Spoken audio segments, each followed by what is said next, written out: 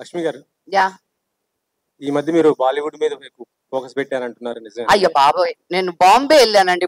ఏ would అయినా ఒకటే అండి. హాలీవుడ్ నుంచి వచ్చాను, ఇప్పుడు టాలీవుడ్ లో ఉన్నాను, కాలీవుడ్ లో చేశాను, ఏదో బాలీవుడ్ అంటే అటు వెళ్ళాను అంతే. But it's not about the Woods, it's about the rest of my life. నేను ఒక యాక్టర్ అనేది నేను చేసే కెరియర్ ఒకటే.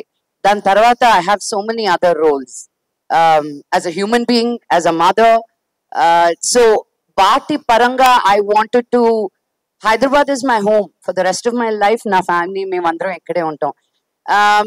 పాప గ్రోత్ కి, నా ఎక్స్పోజర్ కి ఏంటి నెక్స్ట్ అనుకున్నప్పుడు ఇట్ వాజ్ బాంబే, లేకపోతే ఢిల్లీ వెళ్ళేదాన్ని. కానీ అక్కడ ఏం లేదే, వెదర్ బాగోదు. సో ఢిల్లీ ఆర్ బాంబే అనుకున్నప్పుడు నా కెరియర్ పరంగా కూడా what was the next easiest place was Bombay. Me brothers చేస్తున్న సినిమా అంటే విష్ణు గారు చేస్తున్న సినిమా కన్నప్ప, ప్రతి ఒక్కరు అంటే బాలీవుడ్ నుంచి ప్రతి ఒక్కరు కూడా చేస్తున్నారా? ఆల్ లాంగ్వేజెస్ నుంచి మీరేమన్నా చేస్తున్నారా? హాయ్ మధు.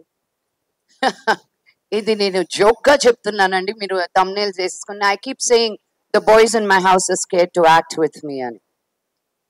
యా, అందుకని నేను చేయట్లా. నేను చేస్తే వాళ్ళు కనిపించరని. ఏమో వాళ్ళని అడగండి, వాళ్ళ సినిమా అది.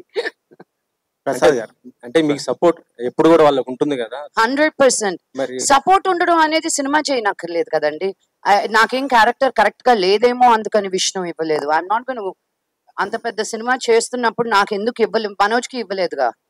సో ఇట్స్ నాట్, ప్రతి సినిమాకి ఫ్యామిలీ సినిమా అయిపోదండి బాబు. మనోజ్ ఉన్నాడు లేడండి.